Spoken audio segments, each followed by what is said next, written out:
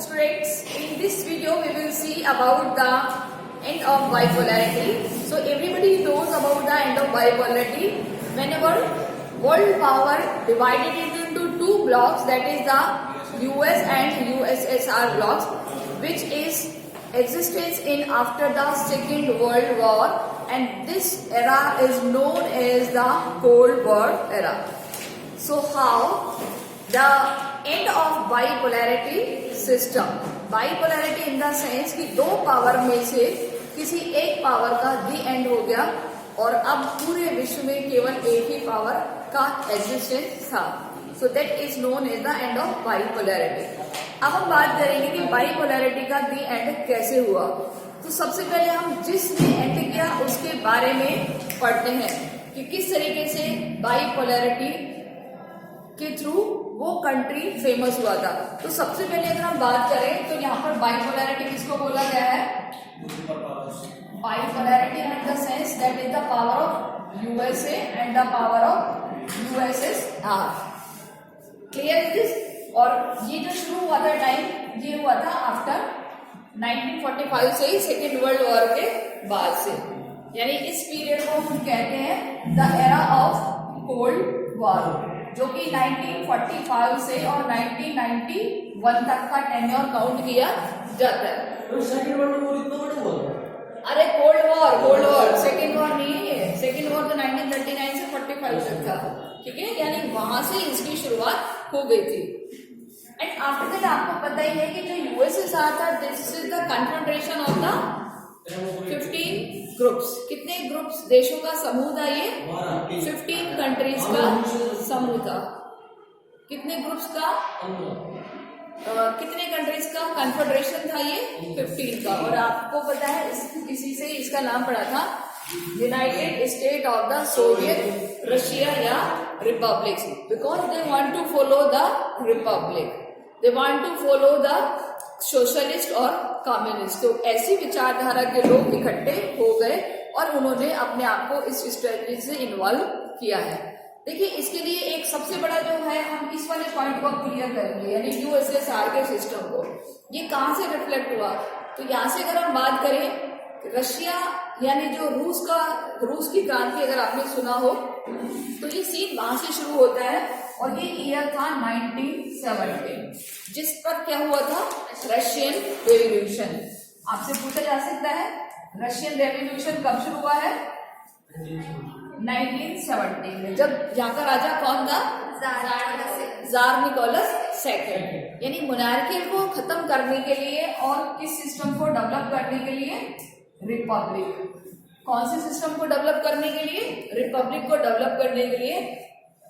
कम से कम जो ग्रुप था वो 15 कंट्रीज का था और उन्होंने अपना एक कन्फेडरेशन तैयार किया था. और वो सारी सोच के लोगों ने एक ग्रुप बनाया था जिसका नाम है United State of Soviet Republican या रशिया. क्योंकि रशिया से ये इंस्पायर्ड हुए थे, इसलिए इन्होंने अपने आप को क्या नाम रख दिया था? रिपब्लिकन. In which year? 1917. अब हम बात करते हैं कि इसके क्या क्या फीचर्स हैं.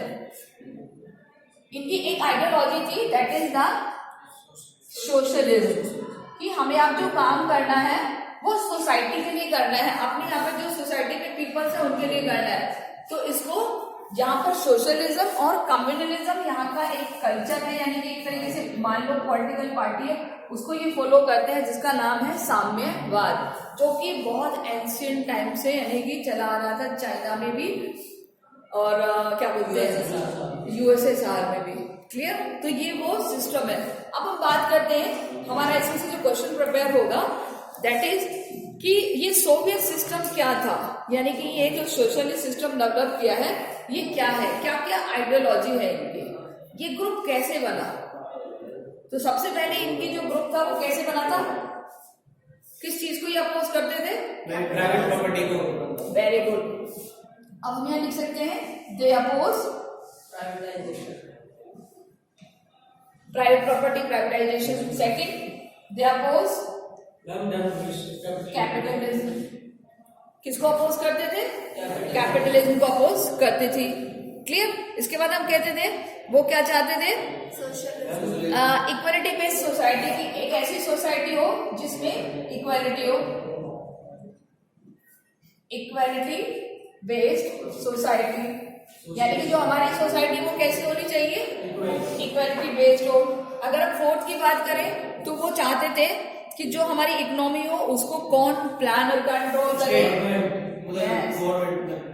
Economy is plan by government, plan and controlled by government, क्योंकि ये सारे फीचर्स वो हैं जो कैपिटलिज्म के अगेंस्ट है। तो अगर हम फर्स्ट पैराग्राफ पढ़ें तो हमें बहुत अच्छे से ये चारों पॉइंट मिल जाएंगे। पहला तो आपका ये वाला सीन सब मिल जाएगा आपको, 1917 दिया हुआ है आपकी बुक में, ठीक है। कौन सा ग्रुप बना है, the Union of Soviet Socialist Republic, मिल गया। Yes ma'am.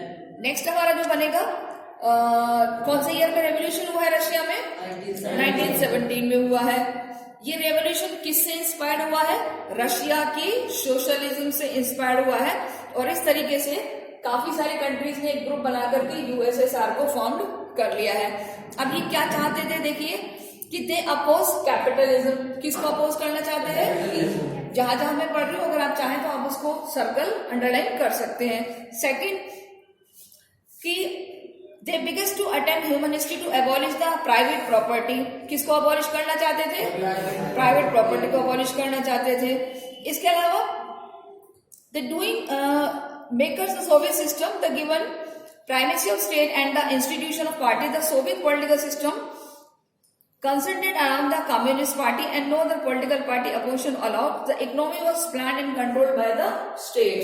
यानी कि जो किसी देश का आर्थिक आधार है, इकोनॉमिक बेस है, उसको कौन नियोजित करे और कौन कंट्रोल करे, only by the government, not by the people. People कहाँ करते हैं उसको, कैपिटलिस्ट में। क्योंकि हम अगर यहाँ देखें तो मैंने आपको बहुत पहले शायद स्टार्टिंग में इसका एग्जांपल दे दिया था कि कैपिटलिस्ट में और सोशलिस्ट में क्या डिफरेंस होता है।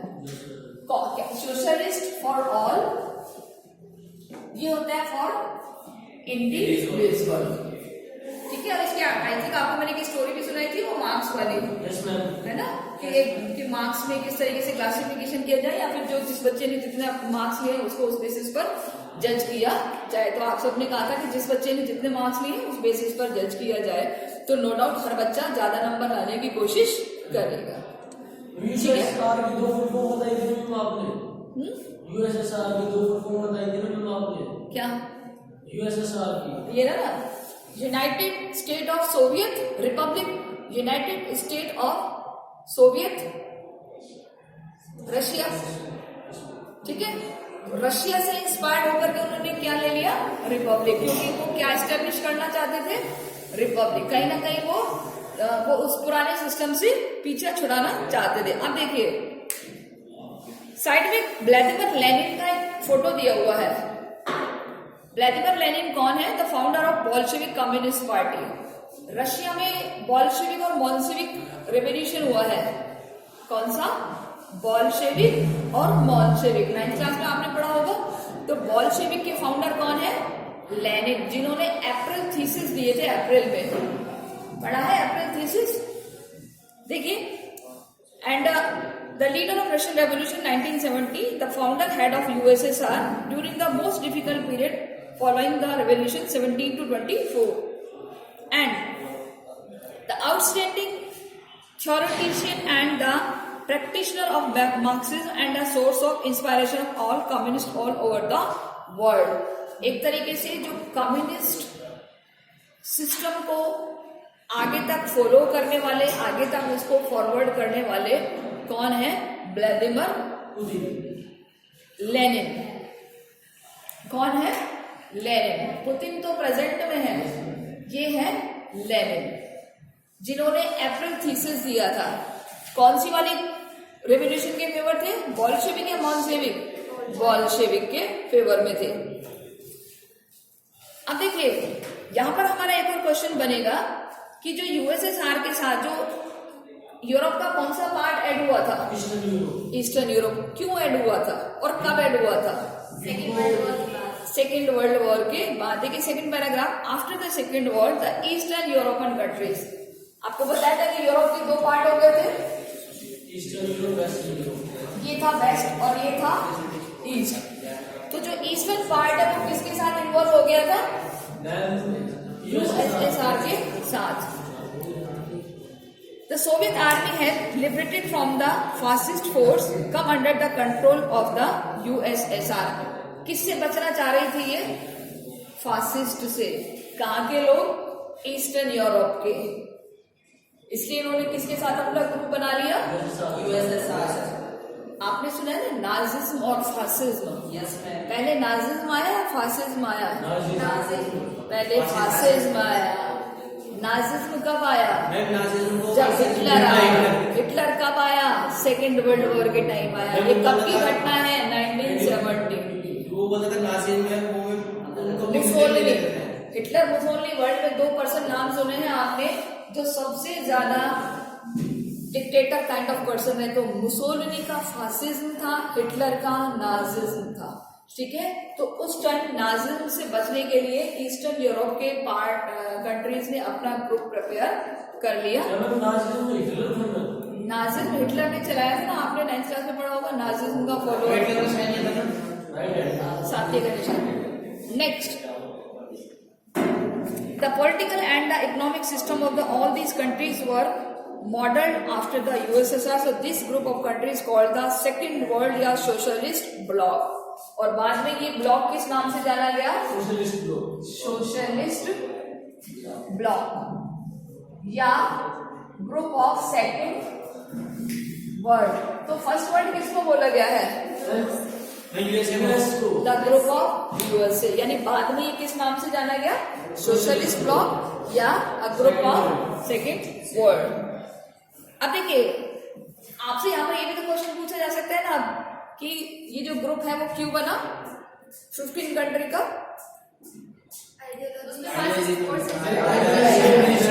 छोटा सा आंसर है 1 मार्क्स का। यूरोपियन कंट्रीज का। The USSR the leader of the block. और इस ब्लॉक का जो लीडर है यानी यूएसएसआर जो बाद में सक्सेसर बना, रशिया जिसका नाम पड़ा और बाद में इसका यूएसएसआर का सक्सेसर बना कौन? रशिया, रूस जिसको हम हिंदी में कहते हैं। क्लियर? तो यहाँ पर हमारा क्वेश्चन सेकेंड वर्ल्ड से क्या मीनिंग है? What is the meaning of second world? दूसरा देश नहीं,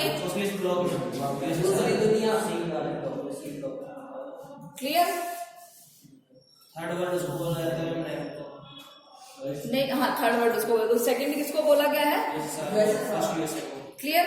अब आ जाइए third paragraph. Third world clear? तो यहाँ पर इस पैराग्राफ में 2 क्वेश्चन है। एक तो सेकंड ब्लॉक किसे बोला गया है, ठीक है, और एक जो 15 ग्रुप का, एक 15 कंट्रीज का जो ग्रुप था वो क्यों बना था। सिंपल वर्ड्स में हमें आंसर देना है कि जो ईस्टर्न यूरोप के कंट्रीज थे वो फासिज्म से परेशान हो गए थे, वो वहां से छुटकारा पाना चाहते थे, इसलिए वो किसके साथ जा मिले?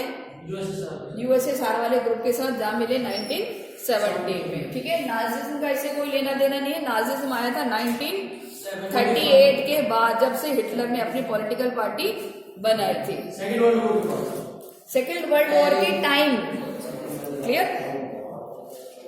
अब it says Soviet Union became a great power after the Second World War because Soviet economy was the more developed other than the world except for the US. The complex communication network. अब बताइए एक और question, US और USSR में एक तो आपको difference बताने हैं कि इकोनॉमी में क्या क्या डिफरेंसेस थे, कौन किसके पीछे था, कौन किस काम में आगे था। ठीक है, दूसरा ये कि ये जो यूएसएसआर था किन किन सेक्टर्स में अमेरिका के कंपैरेटिवली बराबर था।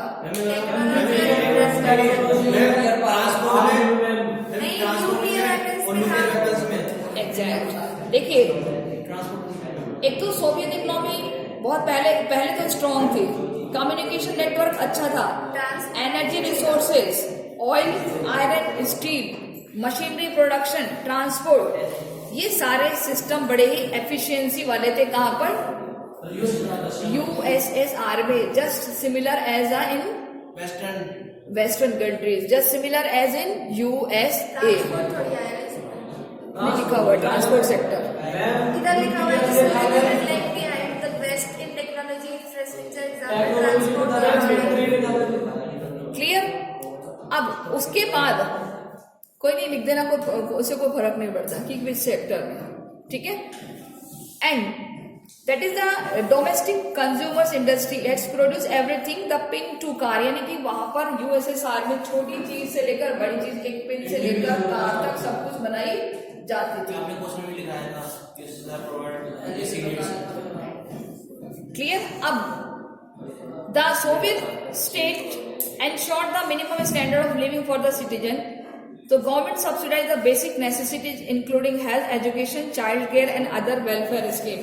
ये अंडरलाइन कर लो क्वेश्चन कि which sector USSR in which sector provide subsidies. किसको प्रोवाइड कराता था? मैम सिटीजन्स को, हम जो यूएसएसआर हमने तो हर में सब सिटीजन्स को इक्वली प्रोवाइड करते हैं। बेसिकली कौन कौन से सेक्टर में था? हेल्थ में, एजुकेशन में, चाइल्ड और मेडिकल फैसिलिटीज मेडिकल, ठीक है। And provide subsidies. In sectors में क्या देता था? सब्सिडीज। सब्सिडीज मीन्स कोई ना कोई रिलैक्सेशन। ये आपको करवाया हुआ क्वेश्चन पहले? हाँ, तो ये ना बेसिक सारी चीजों पे हो गई ना। क्लियर? अंडरलाइन कर ली सारा क्वेश्चन। यहाँ पर क्वेश्चन फाइंड आउट हमें करना है कि in which sector USSR provide the subsidies and all schemes are provided at a low cost. और सब्सिडीज का मतलब ही लो कॉस्ट हो गया। Okay, so there was no unemployment. State ownership was dominant form of ownership.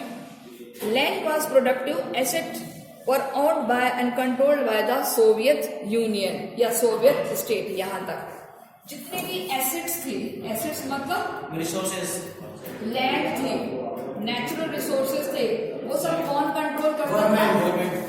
सारा का सारा controlled by the clear. सो इस बेसिस पर उन्हें क्या मिलती थी? सब्सिडीज।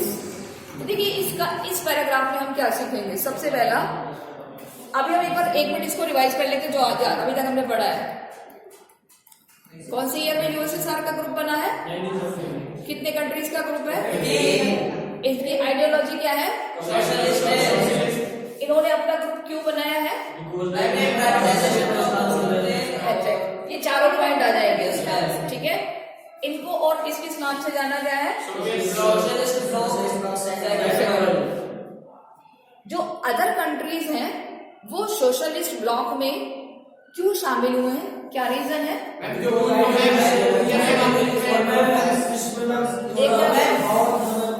यस कुछ पे से प्रोटेक्शन चाहते हैं। सिंपल, आपको क्या लिखना है कि जो यूरोपियन ग्रुप्स है ना, European Union, they want to protect from the fascism, so they have joined into Soviet bloc. Clear? इतना सा लिखना है बस। अब किन किन सेक्टर में यूएसएसआर यूएसए के बराबर था? न्यूक्लियर सेक्टर हो गया, क्या बोलते हैं, मैन्युफैक्चरिंग सेक्टर हो गया। इसके अलावा all items which is related to the मैं वो सब में आ गया था, बस इंटरनेशनल में थोड़ा पीछे रह गया था क्योंकि उन्होंने न्यूक्लियर पावर में ज्यादा। अरे भाई स्टार्टिंग में तो बराबर था, लेकिन बाद में जब उसके सारे जो लोग थे वो उस पर डिपेंड हो गए और वो अपना खर्चा किस पे करने लग गया? न्यूक्लियर पर। तो वो सरवाइव नहीं कर पाया। हम अभी स्टार्टिंग की बात कर रहे हैं कि in the starting it was very solid in each of sector, but after that they have faced many crises, economic crisis, because they all expense on the sector, in the sector of defense, nuclear weapons। देखिए इसका example मैं आपको बता देती हूँ कि पहले तो हमने एक बहुत बड़ा घर बनाया। क्योंकि हम सारे सुविधा संपन्न थे, तो हमने घर में सारी सुविधाएं लगाना शुरू कर दिया। हमारी अर्निंग अच्छी थी, लेकिन धीरे धीरे हमने क्या करा, हमारी अर्निंग जो होती थी हमने किसी और सेक्टर्स पर लगाने शुरू कर दी। तो जो हमारी बेसिक चीजें थी, जो हमारे घर की जरूरतें थी, वो धीरे धीरे अब पूरी नहीं होती थी। जब घर की जरूरतें पूरी नहीं होंगी तो घर के लोग क्या करेंगे, विद्रोह पे उतर आएंगे, वो कुछ अलग होने की कोशिश करेंगे। ठीक है, तो ऐसे सेक्टर्स फिर हम उससे किसी जो हमसे भी अच्छा कर रहे हैं, हम उससे ज्यादा पिछड़ जाएंगे। तो वो सेक्टर्स क्या होगा, कहीं ना कहीं हमसे आगे निकल जाएगा। तो ऐसा ही सिस्टम हुआ है किसके साथ, यूएसएसआर के साथ। क्लियर? क्यों? क्योंकि अब तो जब उसके पास सब कुछ था तो उसने सब्सिडीज देनी भी शुरू कर दी, यानी लोगों को फ्री में सस्ती मात्रा में चीजें देनी शुरू कर दी। हेल्थ केयर हो, एजुकेशन हो, चाइल्ड केयर हो, मेडिकल हो। क्यों? क्योंकि जो सारी एसेट्स थी, जो सारा प्रोडक्शन था, उसको कौन कंट्रोल करता था, गवर्नमेंट करती थी। अब गवर्नमेंट चाहे तो उसको कितना भी बांट सकती है।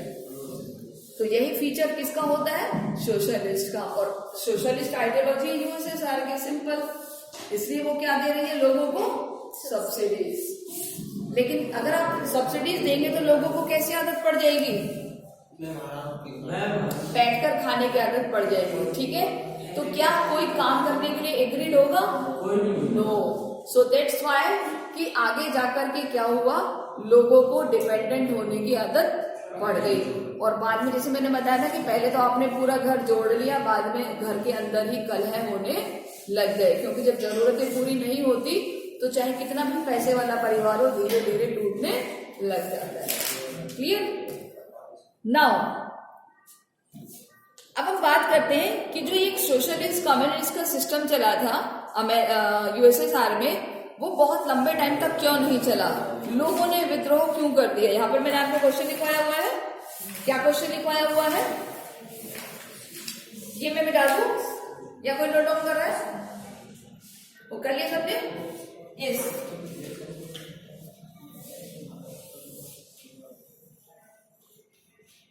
Our next question कि why did socialism communism was not success? Socialism या communalism not success in USSR. मुझे इसके रीजंस बताओ, कौन बताएगा, क्या रीजन रहा है, one by one. Yes, Lack of freedom of speech, lack of democracy, absence of freedom, lack of freedom of speech, और authoritarian or bureaucratic government, authority of bureaucratic government, corruption आ गया था, करप्शन इन गवर्नमेंट सेक्टर, यानी कि जितने भी government के sector थे उसमें करप्शन आने लग गया। one party system which tightly control on peoples. Which political party? Communist party. One political party dominant. और बनाइए इसमें से, आपको काफी सारे पॉइंट लिखवाए इसमें। tightly control on peoples. अभी तो यूएसएसआर की बात कर रहे हैं। यूएसएसआर में रशिया डोमिनेंट था, सारी फैसिलिटीज उसको ही मिलती थी। और जो जितनी 15 कंट्रीज थी ना, मतलब के जो व्यूज वगैरह उनको नेग्लेक्ट किया जाता है, not fulfill need of peoples. Exact. लोगों की बेसिक रिक्वायर्ड्स पूरी नहीं हो रहे थे, ऊपर से क्या आ गए थे, फाइनेंशियल क्राइसिस आ गए थे, प्रॉब्लम्स आ गए थे। इंफ्रास्ट्रक्चर और टेक्नोलॉजी में लैग है। ये तो 6 नंबर का नहीं थे, 6 नंबर का है। ये 6 मार्क्स में क्वेश्चन पूछा जा सकता है। क्लियर? तो ये पैराग्राफ अगर आप पढ़ेंगे ये वाला तो आपको सारा आंसर मिल जाएगा इसमें से। क्वेश्चन क्या है, was not success in the USSR. Clear? क्योंकि लास्ट में देखो दिया हुआ कि Russia dominate everything, the people of other regions neglected from suppressed. जो दूसरे एरिया के लोग थे उनको नहीं, ये वाला भी। अब देखिए, in the arm race Soviet Union manage the match of US from time to time but great cost. कौन से सेक्टर में यूएसएसआर ने अपने आप को बराबर का रखा यूएसए के, न्यूक्लियर वेपन, और उसके लिए वो उस पर सबसे ज्यादा ध्यान देता था, सबसे ज्यादा इन्वेस्ट करता था।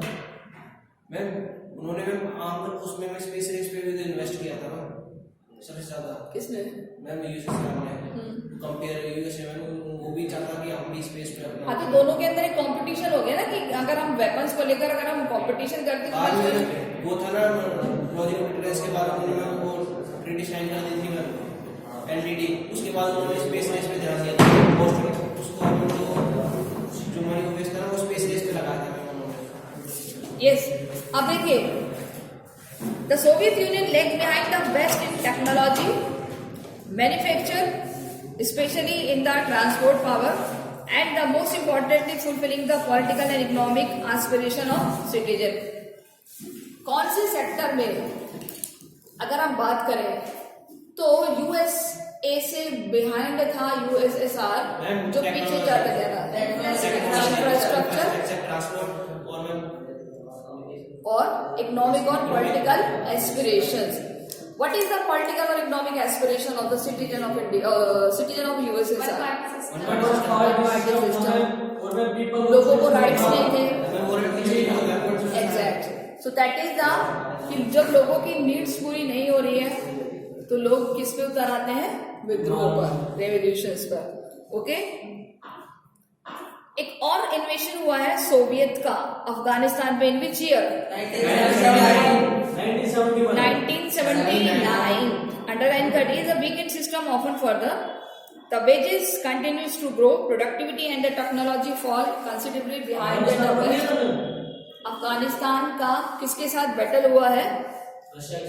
कौन से ईयर में? 1979 में।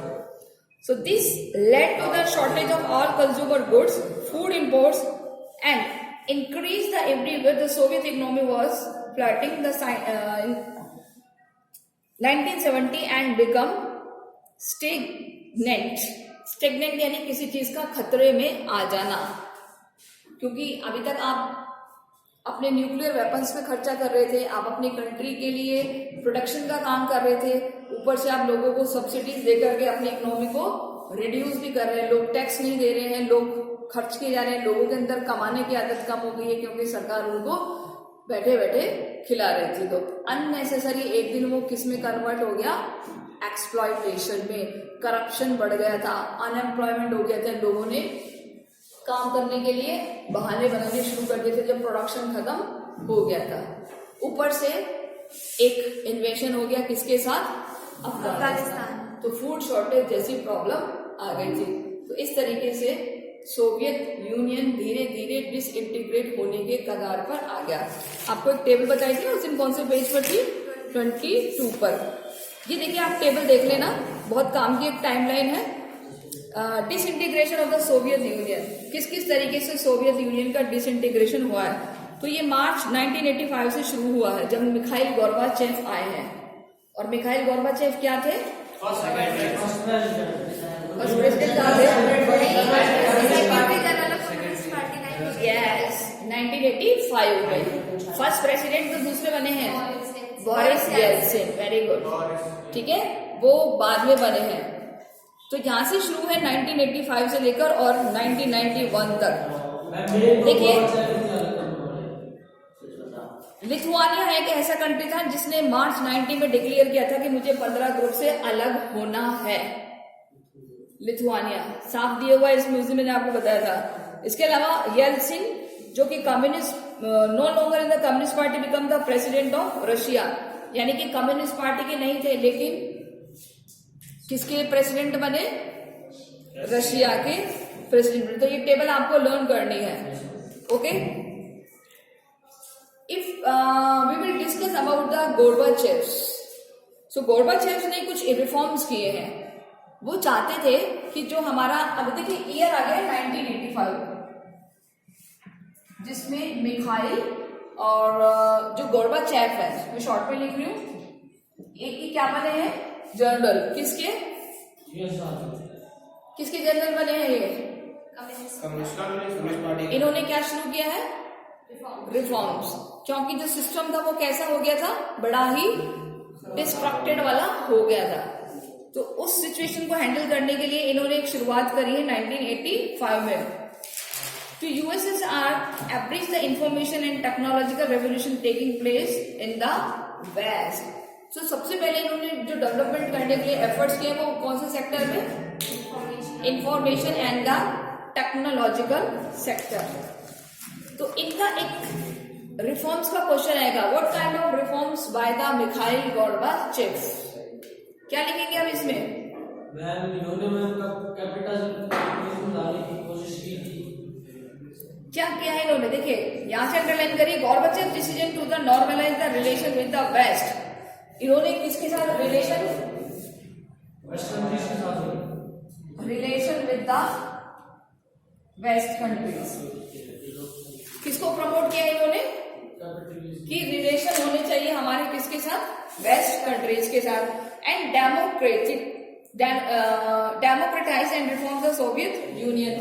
सोवियत यूनियन में हमें क्या बनानी होगी? को हमें डेमोक्रेटिक बनाना है. यानी कि जो उस पर डेमोक्रेसी नहीं है, जहां पर अभी डोमिनेंस है कम्युनिस्ट पार्टी का, उसको खत्म करना है. उसके अलावा उन्होंने और जो बात कही है दैट इज कि union had become after other effect the neither he nor anyone and as intended और एंटीसिपेटेड. कि कुछ ऐसे रूल्स रेगुलेशंस को बनाया जाए जिसको हर व्यक्ति, हर पर्सन, हर कंट्री एक्सेप्ट करे, जिसमें 100% हमें डेमोक्रेटिक फीचर्स देखने को मिले, हमें वेस्ट के साथ रिलेशन बनाने का चांस मिले. ये एफर्ट्स किसने शुरू किए हैं? Mikhail Gorbachev. कौन से ईयर में? जो कि कौन सी पोस्ट पर आए थे? General secretary of communist party. Clear? जो कुछ पीपल जो ईस्ट यूरोपियन कंट्रीज के जो मेंबर्स थे, द सोवियत ब्लॉक में started to protest against their own government and Soviet control. अब देखिए जो 15 ग्रुप्स के पीपल थे उन्होंने आवाज उठानी शुरू कर दी है कि हमें इस कंट्री से अलग होना है. Unlike the past, the Soviet union under the Gorbachev so did not intervene when the disturbance occurred and communist regimes collapsed one after another. यानी कि धीरे धीरे जो कम्युनिस्ट है वो कोलैप्स होने जा रही है. क्लियर? अब देखिए यहां से मेन आएगा एक चेंज. जब आपकी कंट्री में कोई अलग होने लगता है तो सबसे ज्यादा यहाँ पर प्रॉब्लम किसको हुई होगी?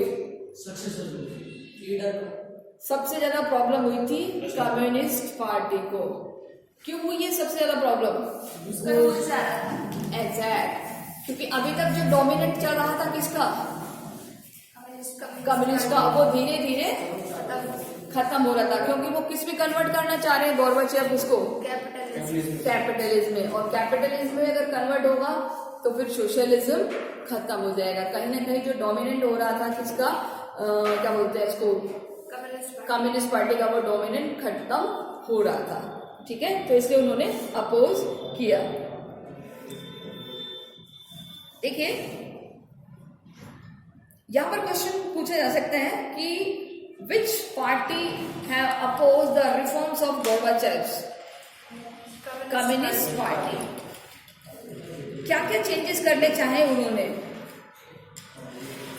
Gorbachev initiated the policies of economic and political reforms and the democratizations within the country. The reforms were opposed by the leader of Communist Party. ये छोटा सा पैराग्राफ बहुत इंपॉर्टेंट है.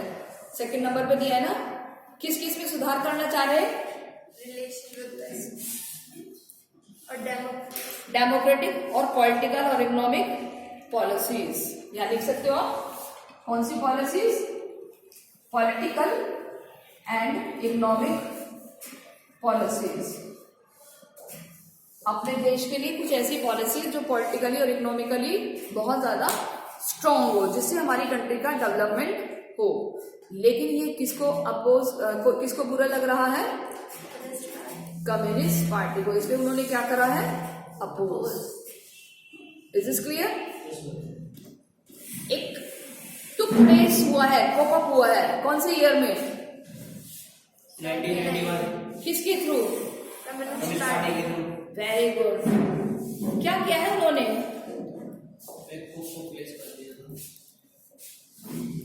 जो पार्टी के मेंबर्स है ना, मतलब जो मिखाइल गोर्बाचेव वो सेक्रेटरी जनरल थे ना कम्युनिस्ट पार्टी के, उस पार्टी के अंदर के मेंबर्स ने अपोज करा उन्होंने, क्यों किया है अपोज? क्योंकि वो कैपिटलिज्म लाना चाहते थे ना और डेमोक्रेसी लाना चाहते थे। इसलिए उन्होंने अपोज करते, तो उन्होंने एक क्या शुरू किया है, एक कुप टुक प्लेस किया है। कुप टुक प्लेस करना यानी मिलिट्री रूल डेवलप करना, इन विच ईयर 1991। किस लिए? ताकि वो उसको चेंज कर सके। बट क्या चेंज हुआ? नो। फिर उसके बाद अगर हम देखें तो बोरिस येल्सिन वाला सीन आ जाता है। सो बोरिस येल्सिन किससे बिलोंग करते थे? कम्युनिस्ट पार्टी से या गोर्बाचेव के साथ थे? कम्युनिस्ट पार्टी से बिलोंग करते थे। किसके साथ थे ये? कम्युनिस्ट पार्टी के साथ थे, गोर्बाचेव के साथ थे? गोर्बाचेव के साथ थे। मैम ये गोर्बाचेव के साथ थे, वो उन्होंने भी किया था। कौन बने हैं? Boris Yeltsin. क्या लिखा है बोरिस येल्सिन के बारे में? इंडिपेंडेंट रशिया के फर्स्ट प्रेसिडेंट बने। ठीक है, चलिए आगे का हम बाद में क्लियर करते हैं। So students, take care, goodbye. Time हो गया।